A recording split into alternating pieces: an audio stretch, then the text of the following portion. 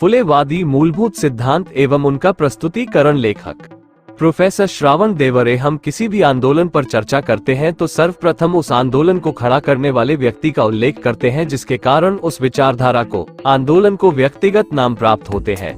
फुलेवाद, अम्बेडकरवाद, मार्क्सवाद, गांधीवाद आदि नाम पर आंदोलन व विचारधाराएं पहचानी जाती है। उसके बाद उस आंदोलन का परिणाम कितना और कैसा, लाभार्थी कौन व नुकसान भोगी कौन, और सबसे महत्वपूर्ण आज के समय में उस आंदोलन की उपयोगिता आदि बातें आती है। किसी भी विचारधारा को तत्वज्ञान का दर्जा प्राप्त करने के लिए जिन अनेक कसौटियों से पार पाना होता है उनमें से एक है उनका वैश्वीकरण। मानवीय समाज व्यवस्था में आमूलचूल परिवर्तन घटित करके मनुष्य को प्रगति के अगले टप्पे पर ले जाने में सहायक सिद्ध होने वाली विचारधारा को तत्वज्ञान के रूप में समझना चाहिए। इस आधार पर देखें तो पूंजीवादी लोकशाही का तत्वज्ञान भारतीय समाज पर सफलतापूर्वक लागू किया गया गांधी जी का विचार, यह गांधीवाद के रूप में जाना जाता है।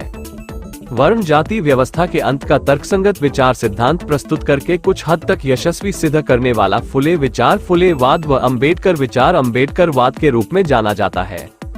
इस लेख में हम फुलेवाद के मूल सिद्धांत क्या है और आज के संदर्भ में इनकी उपयोगिता क्या है इस पर विचार करेंगे। फुलेवाद का मुख्य उद्देश्य है वर्ण जाति व्यवस्था नष्ट करना और उसकी जगह अपेक्षाकृत समतावादी रही पूंजीवादी लोकशाही क्रांति करना।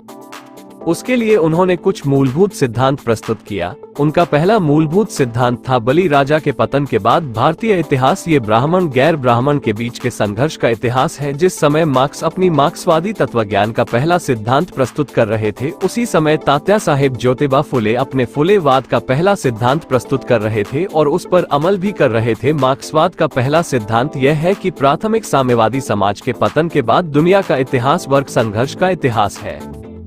इन दोनों सिद्धांतों में इतनी समानता है कि प्रथम दृष्टया ऐसा लगता है कि इन दोनों महापुरुषों की भेंट मुलाकात हुई होगी और मिल बैठकर आपस में चर्चा करके ये सभी सिद्धांत तैयार किए होंगे, किंतु ये सत्य नहीं है क्योंकि मार्क्स व फुले कभी एक दूसरे से नहीं मिले और कभी एक दूसरे का भाषण भी नहीं सुना, एक दूसरे की पुस्तकें व लेख भी नहीं पढ़े और फिर भी इन दोनों महापुरुषों की विचार प्रक्रिया तंतोतंत जुड़ती है। अर्थात मानव समाज का विकास अनेक स्तर व अनेक विधि छटायुक्त होने के बावजूद उसकी दिशा सतत आगे बढ़ने वाली ऊर्ध्वगामी होने के कारण समकालीन विचारधाराओं व तत्वज्ञान में समानता होना स्वाभाविक है। मार्क्स के सामने वर्ग समाज था इसलिए वो अपने सिद्धांत में वर्गीय संकल्पना प्रस्तुत करता है और तात्या साहेब महात्मा ज्योतिबा फुले के सामने जाति समाज था इसलिए तात्या साहेब वर्ण जातीय संकल्पना प्रस्तुत करते हैं। मार्क्स एवं फुले में जो अनेक साम्यता दिखती है उनमें उनके द्वारा रखा गया ऐतिहासिक भौतिकवाद यह एक महत्वपूर्ण तत्वज्ञान का हिस्सा है। मार्क्स ने अपनी सैद्धांतिकी में प्राथमिक साम्यवादी समाज बताया है। ये समाज पूर्णतया वर्गविहीन समतावादी समाज था ऐसा वो कहता है। उसी प्रकार तात्या साहेब महात्मा ज्योतिबा फुले बलि का राज बताते हैं। ये बलि का राज्य जातिविहीन व स्त्री पुरुष समतावादी समाज था ऐसा हमें तात्या साहेब बताते हैं। मार्क्स को अपना आदर्श मॉडल प्राथमिक साम्यवादी समाज लगता था तो तात्या साहेब महात्मा ज्योतिबा फुले को बलि का राज्य आदर्श मॉडल लगता था। मार्क्स को अपना सिद्धांत सिद्ध करने के लिए स्वामी विरुद्ध दास, जमींदार विरुद्ध कुल व पूंजीपति विरुद्ध कामगार ऐसे वर्गीय संघर्ष का उदाहरण देते हैं। तात्या साहेब के सामने वर्ण जातीय समाज होने के कारण उन्होंने बलि राजा विरुद्ध वामन, एकलव्य विरुद्ध द्रोणाचार्य, शंभूक विरुद्ध राम, कर्ण विरुद्ध परशुराम, अर्जुन जैसे अनेक वर्ण जातीय संघर्ष के उदाहरण दिए। तात्या साहेब फुले ने गुलामगिरी ग्रंथ में दशावतारों की गई वैज्ञानिक समीक्षा यह वर्ण जातीय ऐतिहासिक भौतिकवाद का हिस्सा है। मार्क्स ने जिस तरह मूलभूत शोषण शासन की व्यवस्था के रूप में वर्ग व्यवस्था बताया उसी प्रकार ज्योतिबा फुले ने मूलभूत शोषण शासन की व्यवस्था के रूप में वर्ण जाति व्यवस्था बताया। मार्क्स द्वारा व्याख्यायित ऐतिहासिक भौतिकवाद यह वर्गीय था तो तात्या साहेब ज्योतिबा फुले द्वारा व्याख्यायित ऐतिहासिक भौतिकवाद यह वर्णीय जातीय था। इन दोनों समाज व्यवस्थाओं के विरोध में लड़ेगा कौन, इसके बारे में भी तात्या साहेब फुले और मार्क्स में कमाल की एक वाक्यता है। शोषणकारी वर्ग व्यवस्था को जड़ मूल से उखाड़ फेंकने के लिए वर्ग व्यवस्था से सर्वाधिक पीड़ित अर्थात कामगार लड़ेगा, ऐसा मार्क्स कहता है। वहीं वर्ण जाति व्यवस्था को जड़ मूल से उखाड़ फेंकने के लिए स्त्री अतिशूद्रों का समाज घटक लड़ेगा। ये तात्या साहेब महात्मा ज्योतिबा फुले ने अपने कृत्यों से सिद्ध किया। तात्या साहेब के क्रांति कार्यों की शुरुआत लड़कियों व अस्पृश्यों के लिए स्कूल खोलने से हुई। गुरु के इस वर्ण जाति संघर्षों के सिद्धांत का विकास आगे चलकर शिष्य बाबा साहेब डॉक्टर अंबेडकर करते हैं। डॉक्टर बाबा साहेब अंबेडकर की राइटिंग एंड स्पीचेस के 5वें खंड के पेज 112 पर एक चार्ट के माध्यम से बाबा साहेब अपने वर्ण जाति युद्ध का सिद्धांत समझाते हुए बताते हैं। इस विकसित सिद्धांत के अनुसार बाबा साहेब के विचार से वर्ण जाति युद्ध में एक शत्रु पक्षीय ब्राह्मण प्लस क्षत्रिय प्लस वैश्य आदि से निकली जातियां बनी हुई हैं। इस जाति युद्ध में दूसरे पक्ष का नेतृत्व अस्पृश्य करते हैं और ओबीसी इनका स्वाभाविक मित्र है, ये भी बाबा साहेब स्पष्ट करते हैं। तात्या साहेब महात्मा ज्योतिबा फुले और मार्क्स के बीच धर्म का पोस्टमार्टम ये भी एक समान धागा है। जिस प्रकार मार्क्स धर्म को अफीम की गोली बताकर ही नहीं रुकता, बल्कि धर्म ने भी मानव विकास के विशेष स्तर पर प्रगतिशील भूमिका निभाई है, उसी प्रकार तात्या साहेब महात्मा ज्योतिबा फुले भी धर्म की चीरफाड़ करते समय वर्ण जाति व्यवस्था के लिए ब्राह्मणी वैदिक धर्म को दोषी ठहराया है, किंतु बौद्ध जैन वगैरह धर्मों को प्रगतिशील माना है। वर्ग व्यवस्था नष्ट करने के लिए शोषित वर्ग में वर्गीय चेतना का निर्माण होना आवश्यक है। यह वर्गीय चेतना इतनी तीव्र होनी चाहिए कि वो वर्ग संघर्ष के लिए प्रवृत्त होनी चाहिए। उसके लिए वर्गीय संगठन खड़े करने पड़ते हैं। रशिया में कामगार संगठनों ने क्रांति किया, वहीं चीन में किसान संगठनों ने क्रांति किया। फुलेवाद व मार्क्सवाद यहाँ एक दूसरे से दूरी बनाते हुए फिर से एकत्र आते हुए दिखाई देते हैं। जाति व्यवस्था नष्ट करने के लिए शोषित जातियों में जातीय चेतना का निर्माण होना चाहिए, परंतु उसके लिए जातीय संगठन खड़ा करने की आवश्यकता नहीं, बल्कि सत्य शोधक समाज जैसे सर्वजातीय संगठन निर्माण करके प्रबोधन के माध्यम से जातीय चेतना का निर्माण करना और उसी माध्यम से जाति व्यवस्था के विरुद्ध संघर्ष करने हेतु प्रेरित करना, ये सूत्र फुलेवाद का है। फिर सड़क के संघर्ष का क्या, तो इस बारे में फुलेवाद व मार्क्सवाद में फिर से साम्य दिखाई पड़ता है। रास्ते के संघर्ष के लिए फुलेवाद शुद्ध वर्गीय संगठन का मार्ग स्वीकार करता है। फुले के शिष्य भालेराव किसान संगठन खड़ा करते हैं, वे दूसरे फुले शिष्य लोखंडे कामगार संगठन का निर्माण करते हैं। जातीय प्रबोधन और वर्गीय संगठन, इन दो अलग अलग माध्यमों से ही जाति अंतक युद्ध लड़ा जा सकता है। इतना स्पष्ट रूप से तात्या साहेब महात्मा फुले हमें प्रत्यक्ष अपने कृत्यों से बताते हैं। तात्या साहेब फुले के समय में जाति के पेट में वर्ग का गर्भधारण हो रहा था, फिर भी उभरती वर्ग व्यवस्था को ध्यान में रखकर वर्ग आधारित संगठनों का निर्माण करना और उनके माध्यम से जाति अंतक आंदोलन खड़ा करना, इसे महान दूरदृष्टि के अतिरिक्त कोई दूसरी उपमा नहीं हो सकती। गुरु के इसी जाति अंतक वर्गीय सिद्धांत का विकास करते हुए 1936 में शिष्य डॉक्टर बाबा साहेब अम्बेडकर ने स्वतंत्र मजदूर पक्ष की स्थापना करके की, परंतु 1944 में इस जाति अंतक वर्गीय सिद्धांत से बाबा साहेब को दूरी बनानी पड़ी। वर्गीय स्वतंत्र मजदूर पक्ष बर्खास्त करके शुद्ध जाति की नींव पर शेड्यूल कास्ट फेडरेशन की स्थापना के द्वारा जाति संगठन का मार्ग स्वीकार करना पड़ा। यहाँ से अम्बेडकर वाद की फसगत शुरू होती है, जो आज तक जारी है। फुलेवाद का शैक्षणिक सिद्धांत भी क्रांतिकारी है। तात्या साहेब महात्मा फुले के शिक्षण कार्यों में उनके ब्राह्मण मित्र उनकी मदद करते थे। शूद्रातिशूद्रों के बच्चों को जाति अंतक शिक्षा देनी चाहिए। जब महात्मा ज्योतिबा फुले ऐसा कहते थे तो उनके वही ब्राह्मण मित्र इस बात का विरोध करते थे। अपने सहयोगी ब्राह्मण मित्रों को फटकारते हुए, शिक्षण किस लिए, ऐसा प्रश्न तात्या साहेब खुद ही उपस्थित करते थे और स्वयं ही उसका उत्तर देते हुए कहते थे, मेरे कहने का तात्पर्य ऐसा था कि उन्हें शूद्रातिशूद्रों को ऊंचे दर्जे की शिक्षा देकर उसके द्वारा अपना अच्छा बुरा समझने की शक्ति आए। महात्मा फुले समग्र वाङ्मय, महाराष्ट्र राज्य साहित्य व सांस्कृतिक मंडल, पृष्ठ 193। आगे तात्या साहेब स्पष्ट करते हैं कि ऊंचे दर्जे की शिक्षा देकर ब्राह्मणों के पूर्वजों द्वारा अपने ऊपर किए गए अन्याय अत्याचार की जानकारी होगी और उसके खिलाफ संघर्ष करने की प्रेरणा मिलेगी। सभी सरकारी स्कूलों में पढ़ाने के लिए ब्राह्मणों का कसब, छल कपट नाम की एक पुस्तिका और दूसरी बड़ई राज्य पर इस प्रकार की 2 पाठ्यक्रम पुस्तिका भी तैयार की थी, किंतु ब्राह्मणों के भय के कारण अंग्रेजों ने इन दोनों पाठ्य पुस्तकों को स्वीकार नहीं किया, ऐसा तात्या साहेब आगे स्पष्ट करते हैं। उपरोक्त पृष्ठ 192। फुले अंबेडकर ने प्रत्यक्ष मैदानी संघर्ष जितना किया उससे कई गुना उन्होंने लिखने का काम किया। सांस्कृतिक संघर्ष यह इतिहास के पन्नों पर अधिक लड़ा जाता है, क्योंकि वर्ण जाति अंतक संघर्ष का दूसरा नाम है सांस्कृतिक युद्ध। इस युद्ध के लिए नई पीढ़ी को तैयार करना है तो उसके लिए स्कूलों कॉलेजों से वैसा संस्कार देने वाली शिक्षा भी देनी चाहिए। उसके लिए फुले अंबेडकर द्वारा लिखे ग्रंथ स्कूलों कॉलेजों के माध्यम से पाठ्यक्रमों के रूप में सिखाना चाहिए। ये काम अंग्रेजों के समय में ब्राह्मणों के भय के कारण नहीं हो सका और स्वतंत्रता मिलने के बाद ब्राह्मणों का ही राज्य होने के कारण वो हो ही नहीं सकता। ऐसी परिस्थिति में हमने 1993-94 में फुले अंबेडकर तत्वज्ञान विद्यापीठ स्थापित करके ये कार्य शुरू किया। आज तक 29 वर्षों में इस विद्यापीठ के द्वारा होने वाली परीक्षाओं में पाठ्यक्रम के रूप फुले अंबेडकर के सभी ग्रंथों को लिया गया है। कुछ ग्रंथों पर रिपीट अनेक बार परीक्षा ली गई है, परंतु इस विद्यापीठ को प्रगतिशील आंदोलन का सहयोग आज तक नहीं प्राप्त हो सका है। इस तरह आज के फुले अंबेडकरी विचारक व फुले अंबेडकरी आंदोलन फुले अंबेडकरवाद से कोसों दूर है, ये स्पष्ट होता है। सांस्कृतिक युद्ध का सिद्धांत यह फुलेवाद का केंद्रीय तत्व है। गुलामगिरी ग्रंथ लिखकर तात्या साहेब ने सांस्कृतिक युद्ध का शंखनाद किया। बथेराजा उत्सव, नवरात्र उत्सव व शिव जयंती उत्सव इस प्रकार के कृति कार्यक्रम देकर तात्या साहेब ने ब्राह्मणी सांस्कृतिक प्रतिक्रांति को चुनौती दिए। तात्या साहेब महात्मा फुले द्वारा छेड़े गए इस सांस्कृतिक युद्ध का ब्राह्मणी छावनी ने प्रत्युत्तर देकर सफलतापूर्वक मात दिया। बलि राजा के विरोध में गणपति खड़ा किया गया व कुलवाड़ी कुलभूषण शिवाजी के विरोध में गो ब्राह्मण प्रतिपालक शिवाजी खड़ा किया गया। इस सांस्कृतिक युद्ध के अगले टप्पे पर बाबा साहेब अम्बेडकर ने रिडल्स ऑफ हिंदुइज्म लिखकर क्रांति अग्नि प्रज्वलित किया। स्त्री पुरुष विषय का गहन अध्ययन करके उन्होंने वैज्ञानिक विश्लेषण किया है, परंतु आजकल फुलेवाद का गंभीर अभ्यास करने वाले विद्वान भी उस सिद्धांत का आकलन नहीं कर पा रहे हैं। इससे ये भी सिद्ध होता है कि तात्या साहेब महात्मा ज्योतिबा फुले समय से भी कितना आगे देख रहे थे।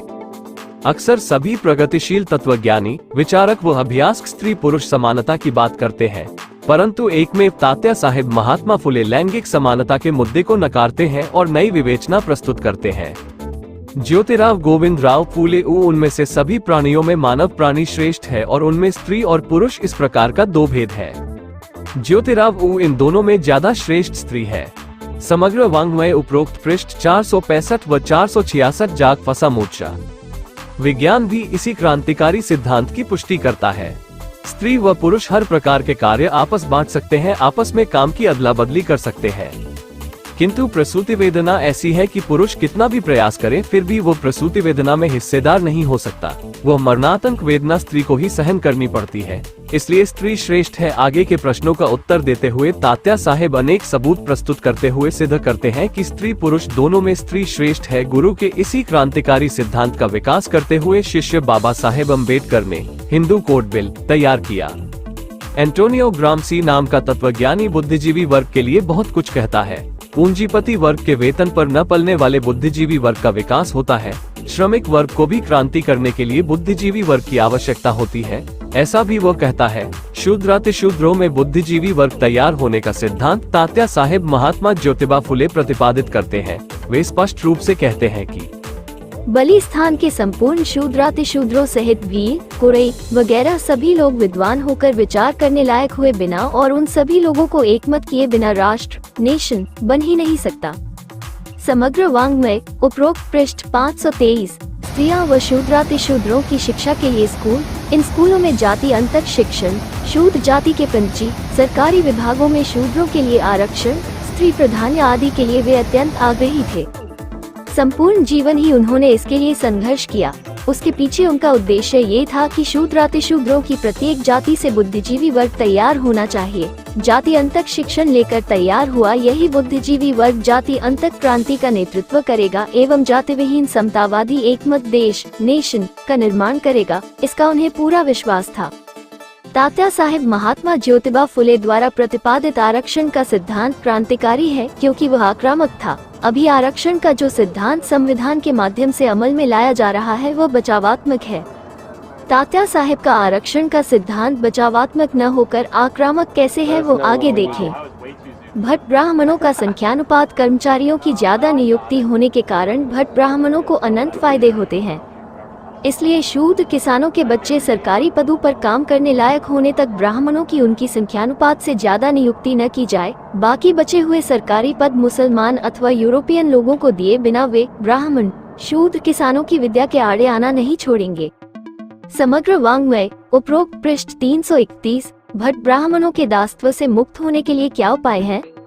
ढूंढीबा द्वारा ऐसा प्रश्न पूछने पर उसका उत्तर देते हुए तात्या साहेब कहते हैं कि अपनी दयालु सरकार को सर्वप्रथम सभी विभागों में भट्ट ब्राह्मण समाज की संख्या के अनुसार कुल मिलाकर सभी विभागों में ब्राह्मण कामगार की नियुक्ति न करे, ऐसा मेरा विचार नहीं है, बल्कि उसी के अनुसार बाकी सभी जातियों के कामगार न मिलने पर सरकार को उनके जगहों पर सिर्फ यूरोपियन कामगार नियुक्त करे। समग्र वाङ्मय उपरोक्त पृष्ठ -186। तात्या साहेब महात्मा फुले के उपरोक्त दो प्रतिपादनों से अनेक क्रांतिकारी मुद्दे आगे आते हैं जो आज भी अमल में लाए जाएं तो परिवर्तनवादी आंदोलन को सही अर्थों में क्रांतिकारी मोड़ मिल सकता है। इनमें सबसे महत्वपूर्ण पहला मुद्दा आता है वह जाति आधारित जनगणना का। जाति आधारित जनगणना का मुद्दा पिछले 40 वर्षों से इतना तीव्र हुआ है कि जिसके कारण एक बार केंद्र सरकार गिराई जा चुकी है और कुछ राज्य सरकारें भी गिराई गयी।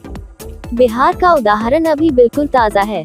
उपरोक्त में से दूसरा उदाहरण ये गुलामगिरी ग्रंथ से है। तात्या साहेब ने ये ग्रंथ 1873 में लिखा और अंग्रेजों ने जाति आधारित जनगणना 1881 से शुरू किया।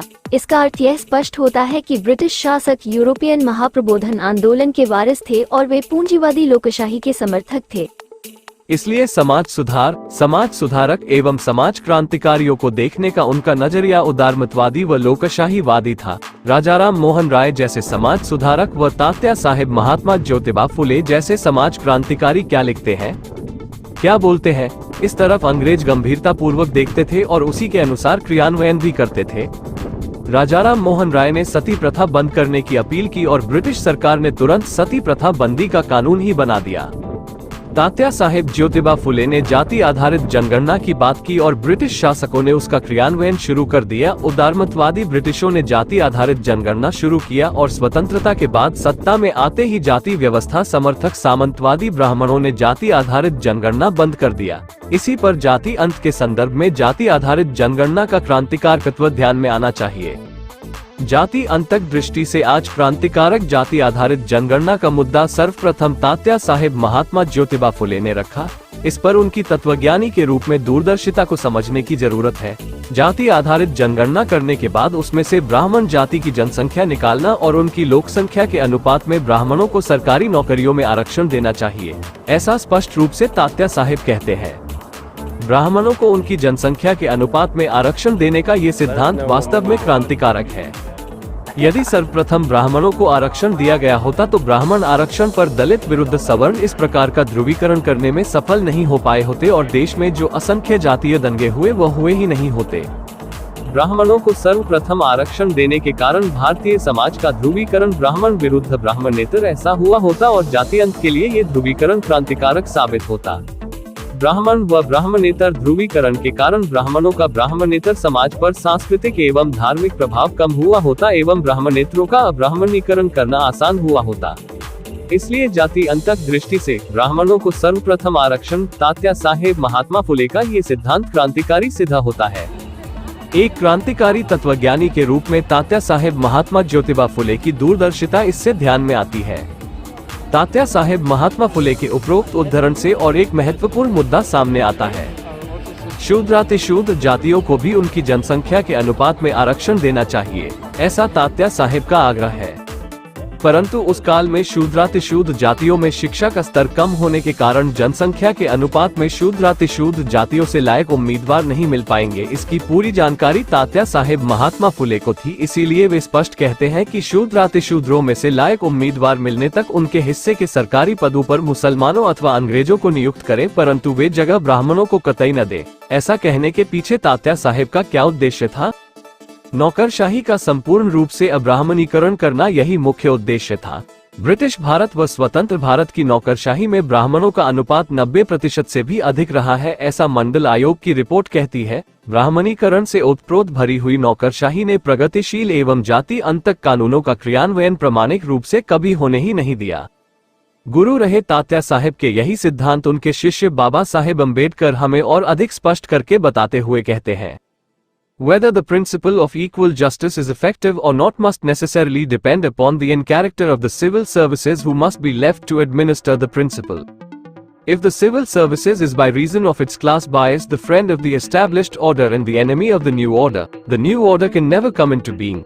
That a civil service in tune with new order was essential for the success of the new order was recognized by Karl Marx in 1871 in the formation of the Paris Commune and adopted by Lenin in the Constitution of Soviet Communism.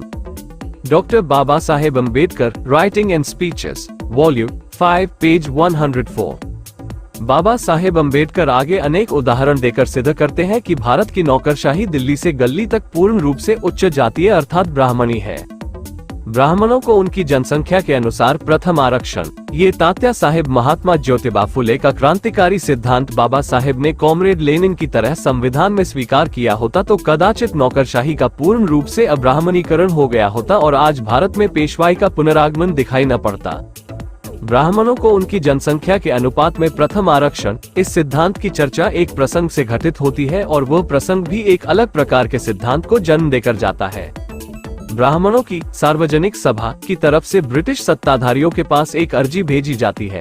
तब इस अर्जी पर चर्चा करते हुए तात्या साहेब महात्मा फुले अपने कार्यकर्ताओं को कहते हैं, ज्योतिराव, इस प्रकार हम हिंदुओं को कलेक्टरों की जगह यूरोपियन लोगों की तरह सरकार दे, इसलिए सार्वजनिक सभा के रिकॉर्ड में दर्ज होगी, लेकिन वो अर्ज अविद्वान शूद्राति शूद्रों के किस काम की, क्योंकि नाम हिंदू का और उसका उपभोग करने वाले अकेले ब्राह्मण। वाह रे वाह सभा, वाह रे वाह दुटप्पी। समग्र वांग्मय, उपरोक्त जाग फसा माझा, पृष्ठ 521। नाम हिंदू का और उपभोग करने वाले अकेले ब्राह्मण। तात्या साहेब महात्मा फुले के इस सिद्धांत से ब्राह्मणी षड्यंत्र का कैसे पर्दाफाश होता है, ये ध्यान में आता है। जाति व्यवस्था की बुलंदी के समय ब्राह्मणों ने धर्म के किसी पर्दे की कोई आड़ लिए बिना खुल्लम खुल्ला ब्राह्मण पहचान दिखाकर फायदा उठाया एवं जाति वर्चस्व स्थापित किया। मनुस्मृति में खुले तौर पर ब्राह्मणों के वर्चस्व का कानून बनाया। जजिया कर से छूट देने के लिए हम ब्राह्मण हैं, हिंदू नहीं, ऐसा स्पष्ट करते हुए फायदा उठाया। परंतु ब्रिटिशों के आगमन के बाद शुरू हुए जाति अंतक प्रबोधन के दबाव में आकर ब्राह्मणों को जाति की पहचान अड़चन वाली लगने लगी। इसलिए जाति के लिए फायदा उठाते समय ब्राह्मण के बजाय हिंदू पहचान उन्हें सुरक्षित लगने लगी। इसलिए सार्वजनिक सभा हिंदू के नाम से अर्जी करके सरकारी नौकरी मांगते हैं। ब्राह्मणों का ये षड्यंत्र दूरदर्शी तत्वज्ञानी तात्या साहेब ज्योतिबा फुले की नजरों से कैसे बच सकता है?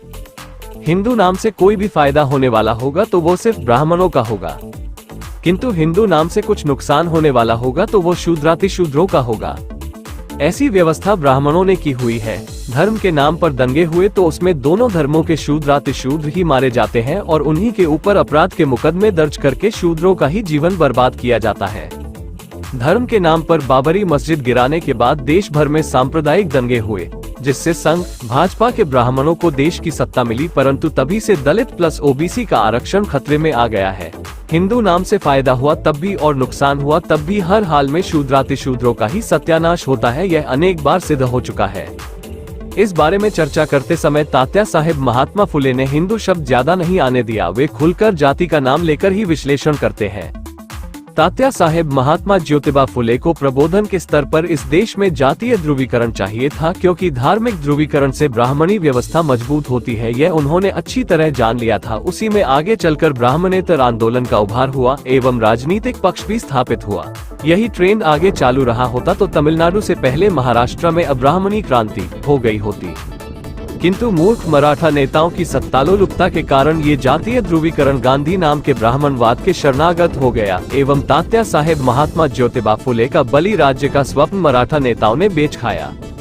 मराठा नेताओं के कारण एक तरफ ब्राह्मण ब्राह्मणेतर जातीय ध्रुवीकरण पटरी से उतरा, वहीं दूसरी तरफ बाबा साहेब अम्बेडकर ने हिंदू नाम से धार्मिक ध्रुवीकरण को पकड़ कर रखा। अस्पृश्यों के सवाल उठाते हुए वे लगातार शत्रु की पहचान हिंदू के रूप में करते रहे। शोध करते समय उनके लेखन में बहुत सी जगहों पर उन्होंने ब्राह्मण व ब्राह्मणी संकल्पना की चर्चा की, लेकिन राजनीतिक लड़ाई में उन्होंने हिंदू संकल्पना का इस्तेमाल करके धार्मिक ध्रुवीकरण को ही बढ़ावा दिया, जिसके कारण दो दुष्परिणाम हुए। बाबा साहेब को दोस्त के रूप में अपेक्षित ओबीसी फिर से हिंदू बनाकर ब्राह्मणी छावनी में धकेल दिया गया।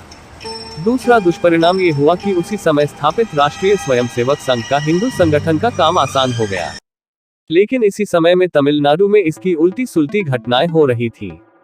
तमिलनाडु में पेरियार कृत ब्राह्मण विरोधी आंदोलन का नेतृत्व शुरुआत से ही ओबीसी जाति के हाथ में होने के कारण वहां फुलेवाद को किसी प्रकार की दगाबाजी नहीं हो सकी। तमिलनाडु के पेरियार स्कूल से जो ओबीसी एवं बहुजन नेता तैयार हुए, उन्होंने सत्ता में आने के बाद फुलेवाद के मूल तत्व बड़े पैमाने पर अमल में लाने का काम किया। सत्ता हाथ में आते ही उन्होंने सभी अब्राह्मणी जाति जमात को उनकी लोक संख्या के अनुपात में आरक्षण दिया, जिसके कारण नौकरशाही में गैर ब्राह्मणों की संख्या बढ़ी। उन्होंने ब्राह्मणों को आरक्षण भले नहीं दिया, लेकिन नौकरशाही में ब्राह्मणों की संख्या 3% से ज्यादा न होने पाए इसका ध्यान रखा।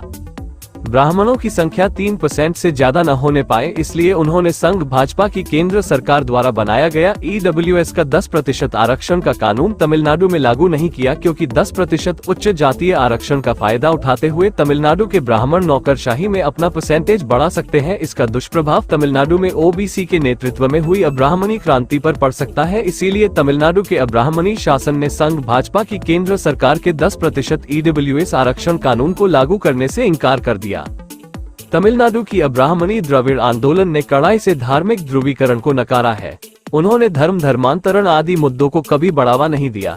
तात्या साहेब महात्मा फुले की ही तरह पेरियार ने भी हिंदू धर्म में ही समता का शोध किया एवं हिंदू धर्म के अंतर्गत ही जातीय ध्रुवीकरण निर्मित किया, जिसके कारण वहां अब्राह्मणी क्रांति यशस्वी हुई। तमिलनाडु में OBC के नेतृत्व में द्रविड़ आंदोलन ने फुलेवाद का मूल तत्व रहे सिद्धांतों का अक्षरशः अमल में लाते हुए अब्राह्मणी क्रांति यशस्वी किया। परंतु ये क्रांति निर्बाध रहे, इसके लिए समय समय पर कानून बनाते रहना और उनका कड़ाई से पालन करते रहना आवश्यक होता है। उसी प्रकार इस अब्राह्मणी क्रांति को ब्राह्मणवादियों की तरफ से खतरा हो सकता है, उसके लिए आंख में तेल डालकर सतत सतर्क रहना भी आवश्यक है। इसमें तमिलनाडु का अब्राह्मणी शासन प्रशासन कहीं भी कम नहीं पड़ रहा है, यह उपरोक्त विवेचन से सिद्ध होता है। मैंने तमिलनाडु की अब्राह्मणी क्रांति का जो विश्लेषण किया है, उससे इस प्रकार की गैरसमझ हो सकती है कि तमिलनाडु में जाति अंतक क्रांति पूर्ण होकर वहां जाति व्यवस्था नष्ट हो चुकी है।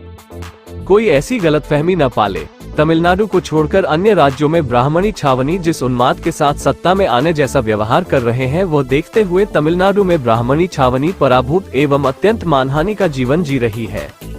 आज भी तमिलनाडु में OBC के नेतृत्व में अब्राह्मणी छावनी सर ऊंचा करके आक्रामक होकर ब्राह्मणवादियों के सामने चुनौती बनकर खड़े हैं। ये बात निश्चित रूप से क्रांतिकारक है। अन्य राज्यों के वामपंथी, पुरोगामी, फुले अम्बेडकरी आंदोलन को कम से कम तमिलनाडु जितना तो क्रांति के स्तर तक पहुंचना चाहिए और उसके लिए जात पात के भेद किनारे रखकर तमिलनाडु के OBC नेतृत्व से कुछ सीखना चाहिए। तमिलनाडु की यह अब्राह्मणी क्रांति नकारात्मक कार्यक्रमों पर खड़ी है। केवल ब्राह्मण विरोध जैसे एक कार्यक्रम के आधार पर जाति व्यवस्था नष्ट करने वाली क्रांति हो ही नहीं सकती। प्रबोधन के स्तर पर आमूलचूल मूल्य परिवर्तन निर्माण करने वाली वैचारिक क्रांति का होना आवश्यक है। उसके साथ ही जमीन का पुनर्वितरण जैसे जाति अंतक क्रांतिकारक कार्यक्रम हाथ में लेना आवश्यक है। उसके लिए केवल मार्क्स, बुद्ध, फुले, अंबेडकर आदि तत्वज्ञान भी पर्याप्त नहीं है, क्योंकि यह सारे तत्वज्ञान ब्राह्मणी छावनी कब का निष्फल कर चुकी है। बदलती परिस्थितियों में ब्राह्मणवाद जैसे विकसित हो रहा है, उसी तरह हमें भी अपने तत्वज्ञान का विकास करना चाहिए। ये काम कॉमरेड शरद पाटिल ने सौत्रांतिक मार्क्सवाद, इस नए तत्वज्ञान को प्रस्तुत करके किया है। अर्थात आज का वामपंथी, पुरोगामी व फुले अम्बेडकरवादी नेता कार्यकर्ताओं की बौद्धिक क्षमता देखते हुए उन्होंने अविलंब तमिलनाडु का फुलेवादी अब्राह्मणी क्रांति का पैटर्न स्वीकार करते हुए आंदोलन को एक अगले टप्पे तक ले जाने की जरूरत है। अगला जाति अंतक क्रांति का टप्पा अगली पीढ़ी को सौंप देना उचित होगा। कम से कम अगली पीढ़ी के लिए तो हम तमिलनाडु पैटर्न स्वीकारें। आइए व अगली पीढ़ी के लिए जाति अंतक क्रांति के मार्ग पर आगे बढ़ें। भारत में जाति व्यवस्था के विरुद्ध लड़ने के लिए अनेक पैटर्न आए और गए। काशीराम जी का जाति जुड़ो पैटर्न, लोहिया प्लस चंदापुरी का समाजवादी प्लस OBC पैटर्न, ये दोनों जाति अंतक पैटर्न पूरी तरह फेल होते हुए हम सब देख ही रहे हैं। सिर्फ एकमात्र तमिलनाडु का स्वामी पेरियार का फुलेवादी अब्राह्मणी क्रांति का पैटर्न आज भी सीना तान कर लड़ते हुए दिख रहा है। संपूर्ण देश के वामपंथी, पुरोगामी, फुले अम्बेडकरवादियों ने तमिलनाडु पैटर्न स्वीकार किया तो आज देश पर आते हुए पेशवाई के संकट का मुकाबला किया जा सकता है। अन्यथा जाति व्यवस्था 100 गुना अधिक विनाश करने वाली प्रतिक्रांति देश में अवतरित तो हो ही चुकी है, वह और मजबूती से गर्दन पर सवार होने वाली है। मराठी से हिंदी अनुवाद चंद्रभान पाल, BSS। धन्यवाद। वीडियो अच्छा लगे तो लाइक सब्सक्राइब करें।